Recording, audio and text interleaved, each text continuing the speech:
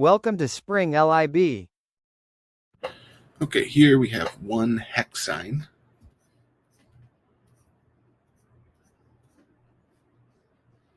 One, two, three, four, five, six.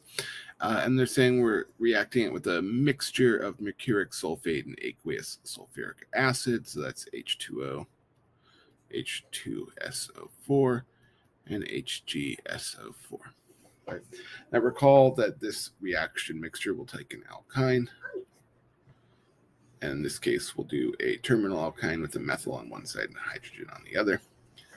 And it will install an OH group on the more substituted carbon. That is, if we have to pick between the red one, which has a methyl sticking off, or the blue one, which has a hydrogen sticking off, the OH will end up on the red one, and our alkyne, our triple bond, will turn into a double bond. So we'll end up with something like this. Red here and blue here. Right. And this is called an enol, and that enol will naturally tautomerize or go back and forth between this and another form, where basically the double bond moves to between the carbon and oxygen, and this hydrogen moves down there to that blue carbon. The net result being that we get something that tautomerizes into a ketone.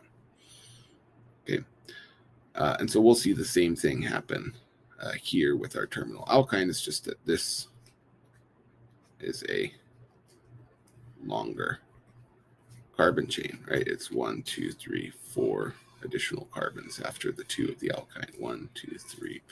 Let me redraw this a little better.